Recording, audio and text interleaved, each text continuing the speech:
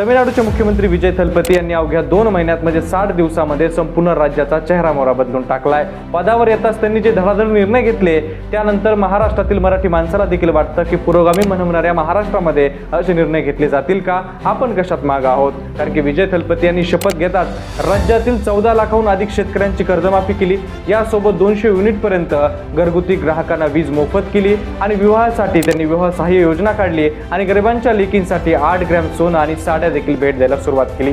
आरोग्य यंत्रणेमध्ये मोठे बदल केले आणि त्यांनी सरळपणे लाच मागणाऱ्या अधिकाऱ्यांवर थेटपणे सस्पेंडची कारवाई केली आणि यासोबतच महिलांच्या सुरक्षेसाठी तमिळनाडूमध्ये सिंहप्पन म्हणजे सिंहनी नावाची एक टास्क फोर्स निर्माण केली आहे आणि यामध्ये आता 70 पेक्षा जास्त महिला अधिकारी घेतल्या आहेत आणि गस्ती देखील वाढवल्या गेल्या आहेत। यामध्ये आणखी एक गोष्ट महत्त्वाची आहे की राज्यामधील तरुणाई ही गुटखा आणि यासोबत ड्रग्सच्या आहारी जाते। कॉलेज आणि शाळा परिसरातील 717 ही दारूची दुकानं त्यांनी हटवली आहेत आणि यासोबत शहरातील अनधिकृत होर्डिंग्स, फ्लेक्स हे सगळं काढण्याचे निर्बंध देखील त्यांनी लावण्यात आले आणि यासोबतच कार्यकर्त्यांना देखील त्यांनी सक्त ताकीद दिली आहे की अशा प्रकारचे कुठलेही बॅनर लावायचे नाहीत जेणेकरून लोकांना अडचणी होतील।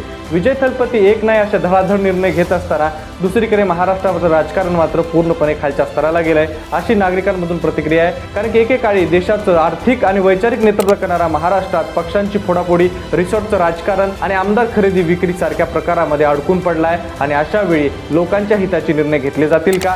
एकीकडे जेव्हा नेते स्वतःचा पक्ष टिकवण्यासाठी, कुणी पक्षाचं अस्तित्व टिकवण्यासाठी तर कुणी आमदारकी खासदारकी टिकवण्यासाठी पक्षांतर करत आहे, अशा वेळेला जनतेच्या बाजूचे निर्णय घेतले जातील का असे एक नाही तर अनेक प्रश्न आता विचारले जातात। परंतु तमिळनाडूसारखा पॅटर्न महाराष्ट्रात लागू झाला पाहिजे का, जे तमिळनाडूमध्ये विजय थलपती यांनी इच्छाशक्ती असेल तर 2 महिन्यात देखील बदल होऊ शकतो हे घडून दाखवलंय। म्हणून हा फरक फक्त 2 राज्यांमधला नाही तर फरक आहे राजकीय इच्छाशक्तीचा। हे महाराष्ट्रात घडू शकतं का, तुम्हाला काय वाटतं, कमेंट करून व्यक्त व्हा।